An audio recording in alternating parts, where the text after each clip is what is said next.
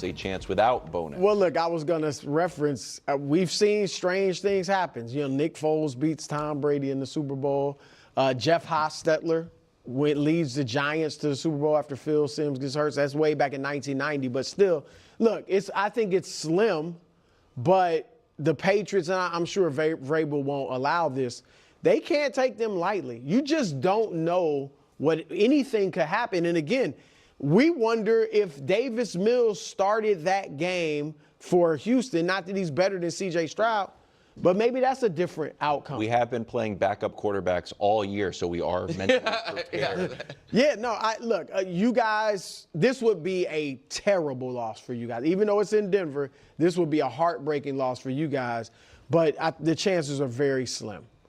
I wouldn't say they're very slim. I don't think that at all. I mean, Denver's only lost one game at home, and to me, the thing that I said about Drake, even as he's been so good this season, is the sacks were an issue, and he did a better job bringing those down. But in the playoffs, he's been sacked 15% of the time. That's double his in-season rate. Know who's number one in the NFL at sacks? Yep. The Denver Broncos. So if you have that volume of turnovers, and Stidham can go in and play, and let's just start with not turning the ball over.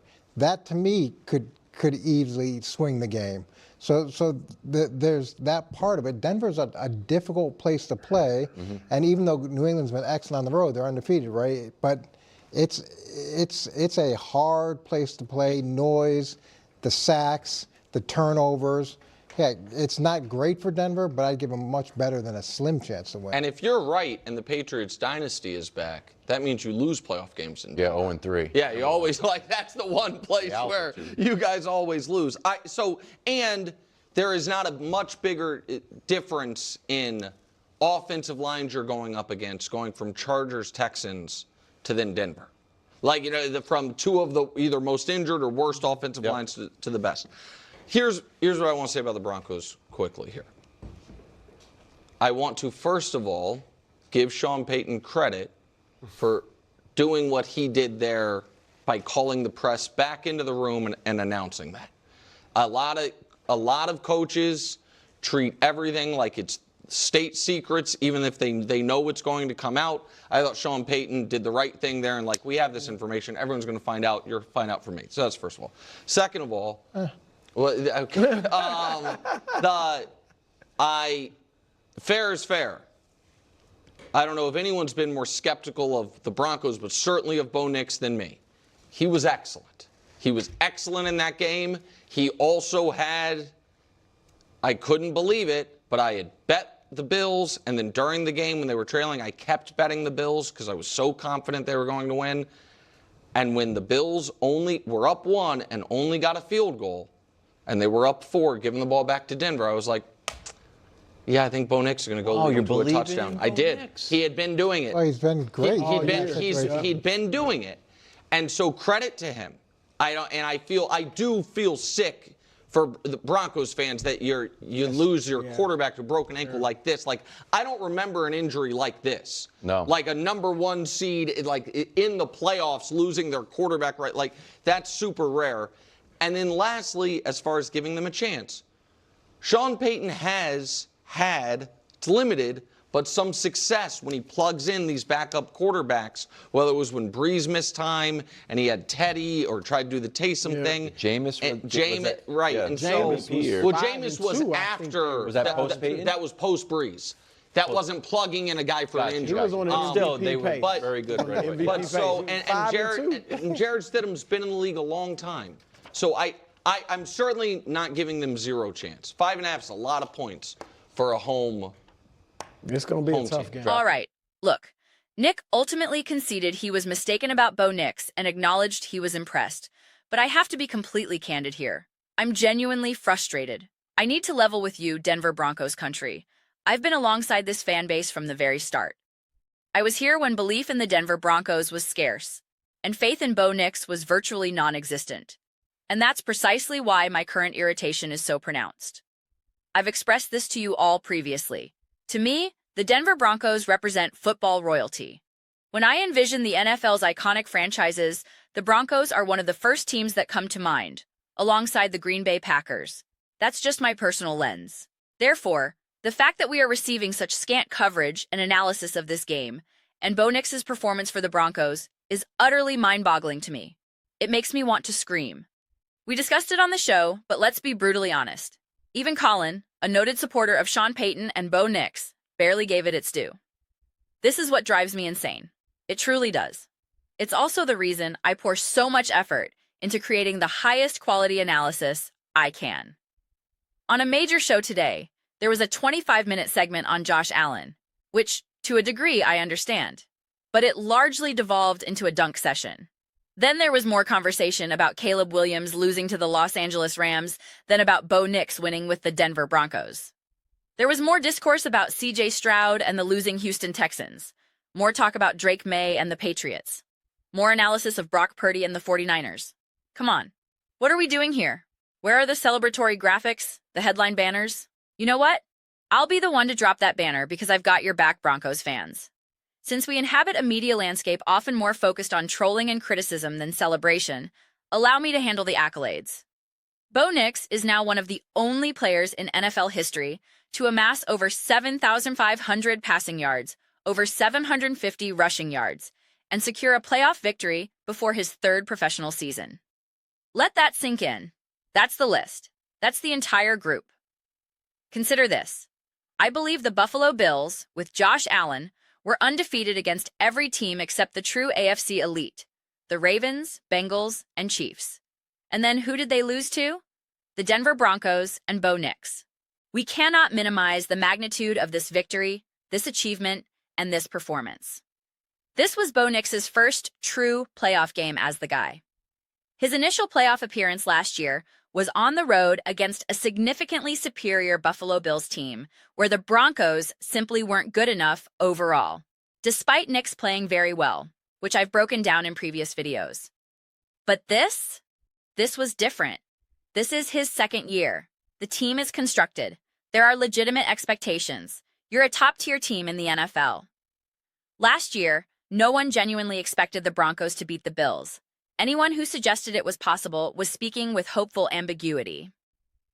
This year, in his first true playoff game with stakes, the sentiment was, "We can win this. We need a great performance from you. Go get it." There was everything to lose this time, whereas last year, Bo Nix was playing with house money.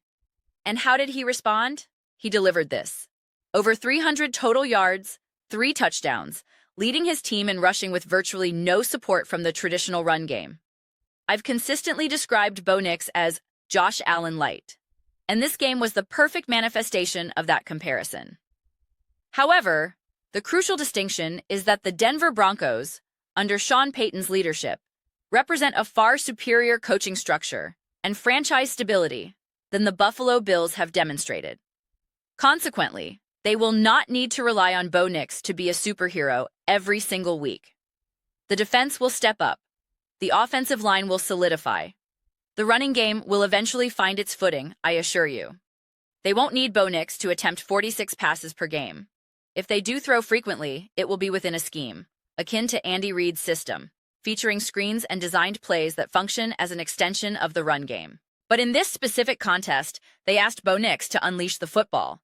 They asked him to let it rip with significant downfield throws.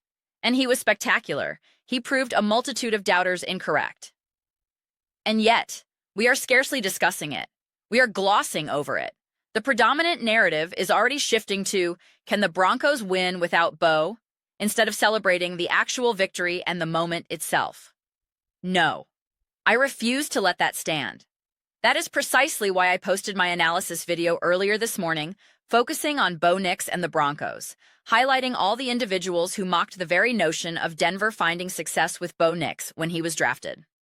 Remember the analysts dissecting Sean Payton's body language, declaring Bo Nix the 4th best quarterback on the roster, claiming Payton was writing checks he couldn't cash, and criticizing the move on from Russell Wilson as insanity. Well, my friends, my family, my brothers and sisters, boys and girls, within 2 years, this team, with Bo Nix at quarterback, is in the AFC Championship game. Let there be no ambiguity. Bo Nix played a phenomenal, decisive role in making that a reality.